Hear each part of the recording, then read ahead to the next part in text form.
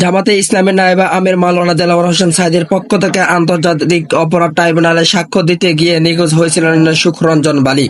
এরপর তাকে ভারতের কারাগারে ৫ বছর কাটাতে হয়। কিভাবে তাকে গুম করা হয় ও কিভাবে ভারতের কারাগারে নেওয়া হয় তা লোমহর্ষক বর্ণনা দিয়েছেন সুখরঞ্জন। ঘটনাটি ঘটে ২০১২ সালে ৫ই নভেম্বর সকালে।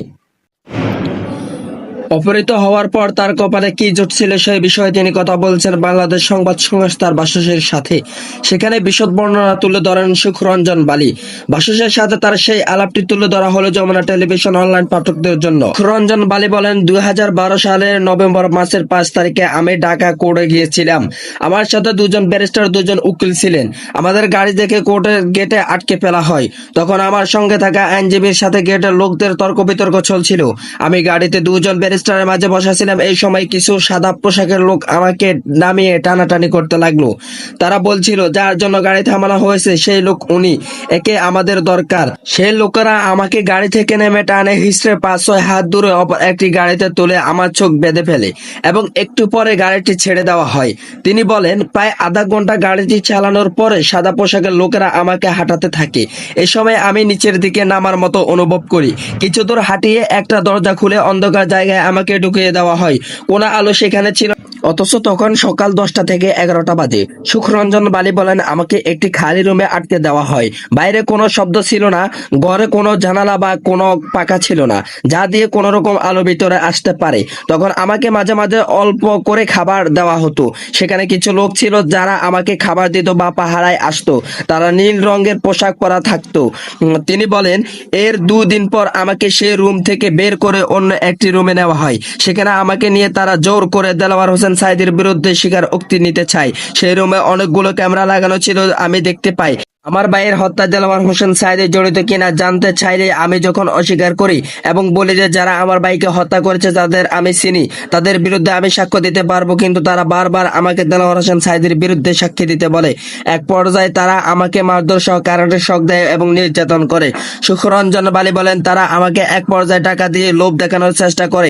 এরপরও রাজি না হলে তারা অমানবিক নির্যাতন চালায়। সেখানে টানা কয়েকদিন ছিলাম। তারা বিভিন্ন সময় বিভিন্ন ঘরে নিয়ে জিজ্ঞাসাবাদ করত। তখন ৩-৪ জন লোক জিজ্ঞাসাবাদ করত। অত্যাচারে তিনি অসুস্থ হয়ে যান জানিয়েছেন। বলেন, তাদের অত্যাচারে আমি অসুস্থ হয়ে যাই। কয়েকদিন সেখানে থাকার পর তারা একদিন সকাল ৭টা কি ৮টার দিকে আমাকে চোখ বেঁধে গাড়িতে তোলে। আয়না ঘর থেকে যখন গাড়িতে উঠানো হচ্ছিল তখন আমি ভয়ে ভয়ে জানতে চাই আমাকে কোথায় নিয়ে যাচ্ছেন। জবাবে তারা বলছে, আমরা তোকে তোর দেশে নিয়ে যাব, বল কোথায় নামিয়ে দিলে তুই তোর বাড়ি চিনতে পারবি।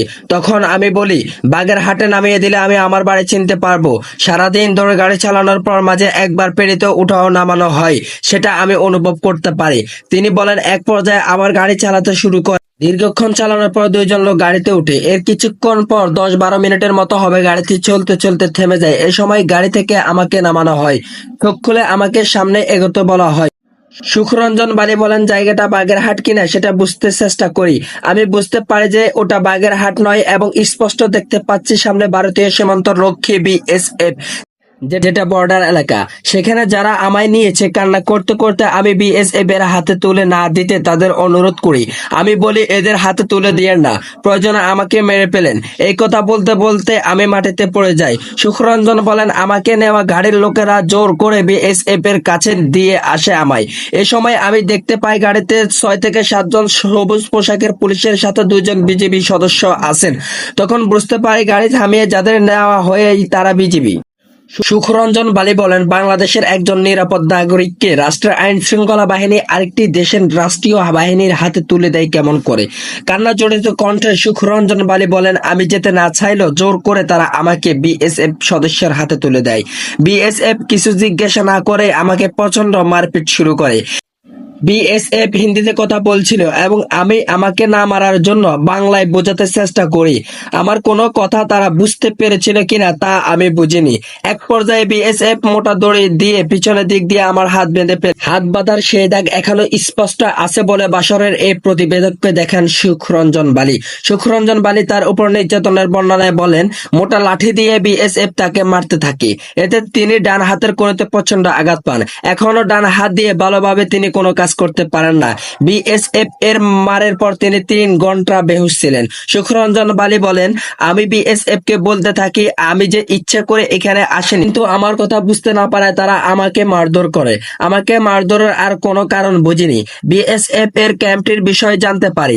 এটি বউকারীবাজার, পশ্চিমবঙ্গের উত্তর 24 পরগনা জেলার স্বরূপনগর থানা এলাকা।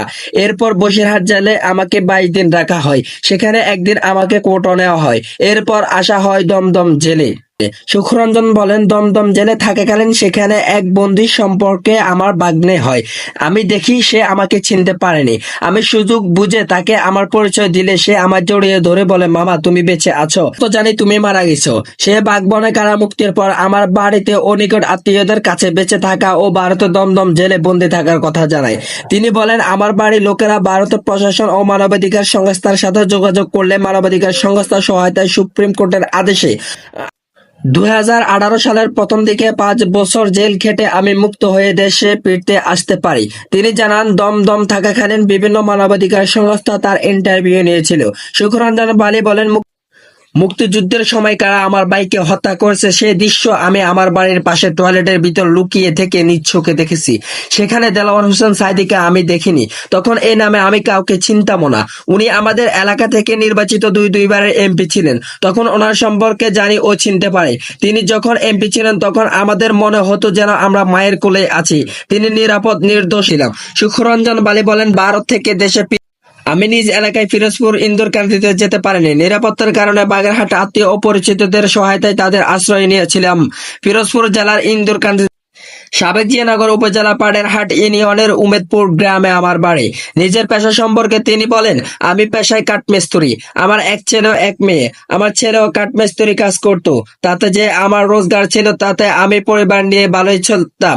দেলোয়ার হোসেন সাঈদীর মামলায় সাক্ষ্য দেওয়ার কেন্দ্র করে আমাকে অপহরণ করে গুম করে নির্যাতন, নিপীড়ন ও আইন শৃঙ্খলা বাহিনীর সদস্য এবং বিজেপির সহায়তা বিএসএফ এর হাতে তুলে দিয়ে টানা 5 বছর কারাবন্দী ও অবর্ণনীয় সাজা ভোগে বাধ্য করা হয়। অনেক ভয় আতঙ্কের পর সাঈদীর মৃত্যুর পর তার জানাজায় উপস্থিত হয়েছিলাম।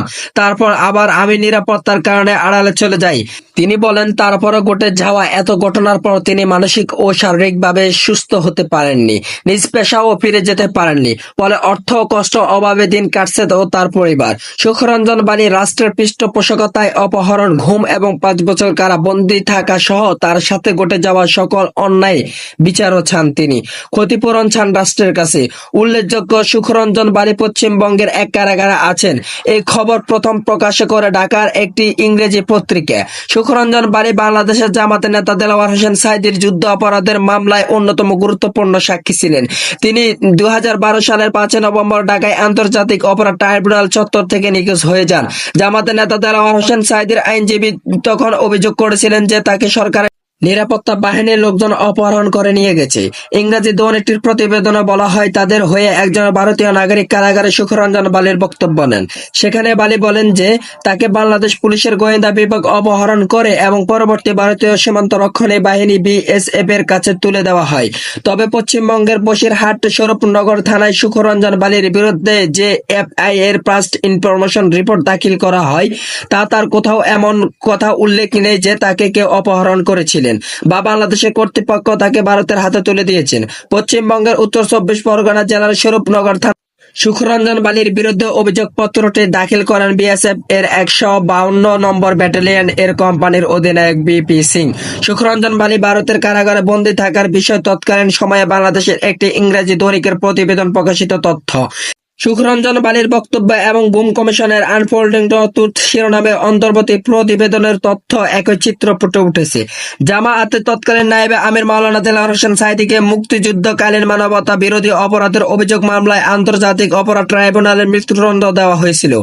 এই রায়ের বিরুদ্ধে আপিল তাকে আমৃত্যু কারাদণ্ড দেওয়া হয়। সাজা ভোগকালীন 2023 সালে 14 আগস্ট কারা হেফাজতে হাসপাতালে তিনি মৃত্যুবরণ করেন।